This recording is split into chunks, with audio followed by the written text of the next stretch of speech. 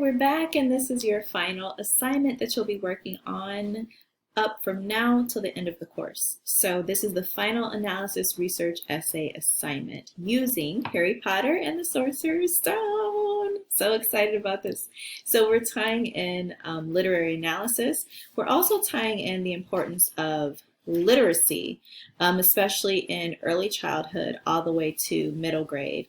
So we're tying in a bunch of themes here. We're tying in all of the rationale for why we're doing the Red Wagon Literacy Program into Harry Potter, and then all of the themes and the motifs that it uses in order to create these larger messages and to drive this ongoing story in several installations and several books.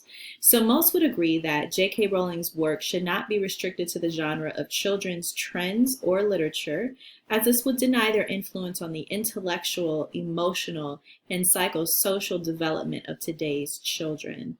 Using the same psychological and psychosocial methods we use to examine the fairy tales, as you probably recall, we will explore the variety of contributions of the first in Rowling's series, Harry Potter and the Sorcerer's Stone, allowing for a range of approaches and interpretive methods to explore the novel and reveal the deeper meanings and attitudes toward the following themes. So these are the ones that I've picked. Of course, you're able to discuss any of these on your own. I'm only going to give you a certain number of examples for each one. So if you were to pick one of these themes to write about, it's totally up to you. I just need you to be able to substantiate your choices by actually reading the book, not just watching the movie, and pinpointing the quotes and the things that really support your analysis from the text. And that's really what this whole paper is about.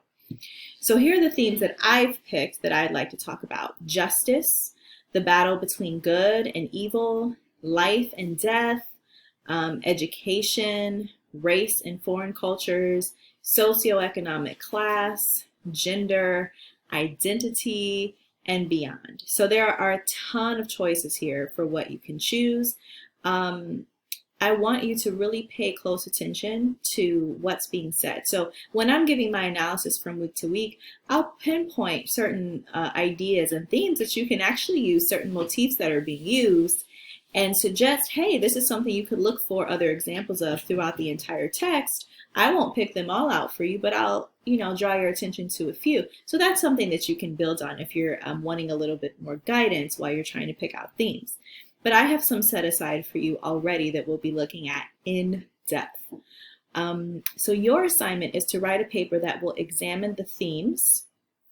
These are underlying meanings that drive the story, the motifs, which are distinctive features or recurrent images or ideas, and symbols, an object that stands for itself and a greater idea. And so the idea here is that I want you to discuss at least 3 of these. So for example, you could pick a theme, a motif, and a symbol. You could pick 2 symbols and 1 theme. So you can really kind of mix it up a little bit. I'm just looking for you to discuss at least 3 of these, and you'll find that here. I'm going to add this in here. Examine the work as thoroughly as you can, providing analysis of the most important aspects of the text that contribute to its overall meaning. And you see it right here, and I've underlined it. You should discuss, I'm going to tell you guys 3, because this is just a weird semester now that we've transitioned to online. So you should discuss at least 3 of the themes in your paper. I'm going to say 3 of the above in your paper. And honestly, you are welcome to use the ones that I have outlined for you up here. Those are up for grabs. Again, I'll be talking about some of them, but I can only talk about them so much in depth. And so if you'd like to pick up from where I left off, absolutely you can do that. I don't want you to just repeat what I say. I'm looking for you to create your own analysis here. So this is what your body paragraphs will largely consist of.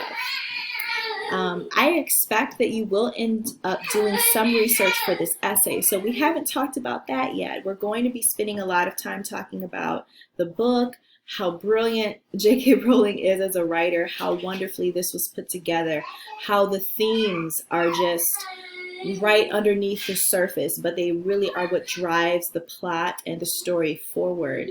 We're going to be talking about symbolism quite a bit. We're going to be discussing the web of gender. We'll be discussing socioeconomic class and so forth.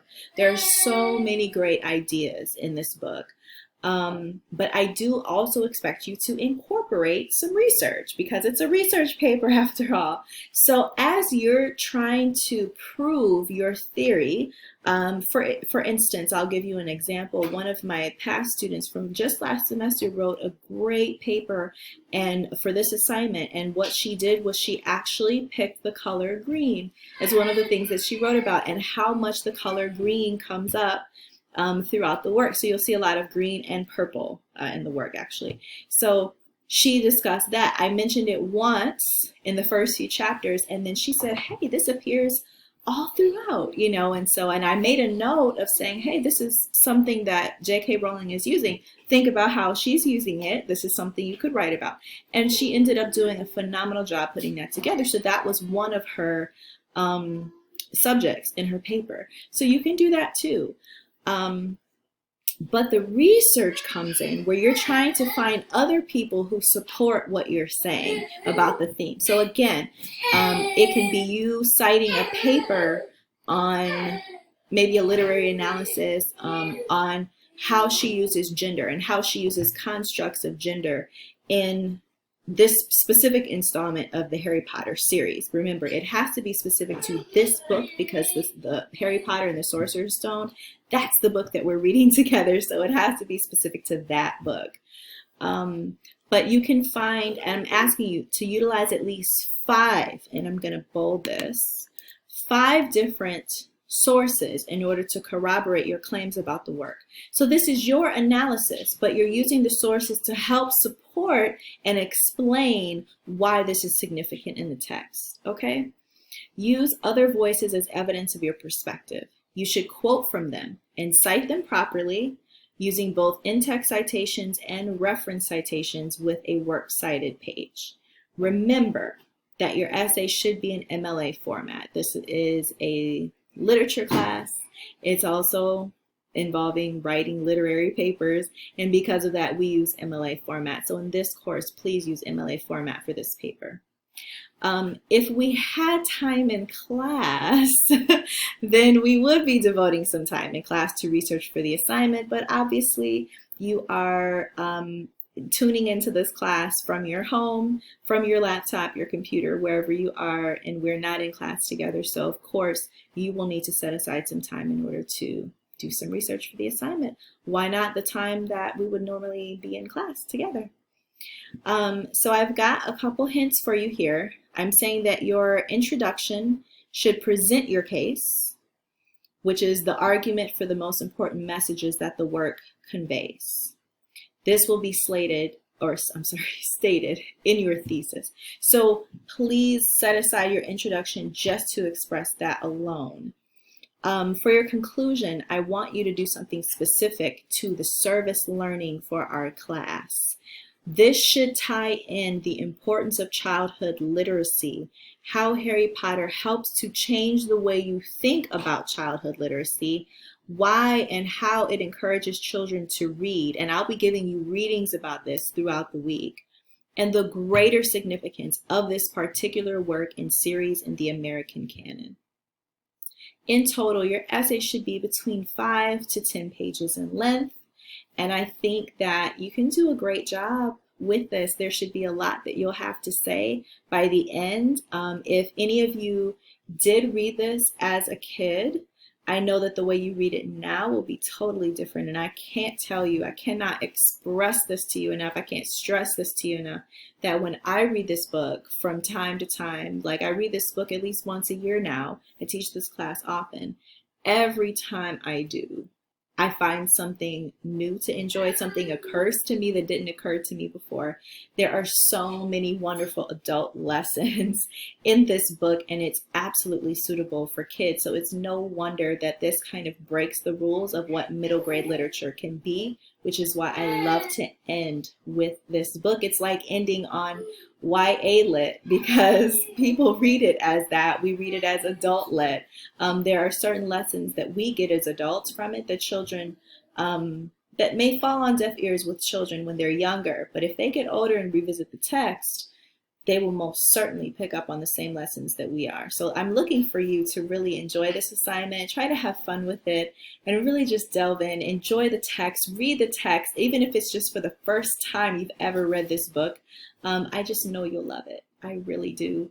So thanks for watching this video in its entirety. And if you have any questions, please don't hesitate to reach out and email.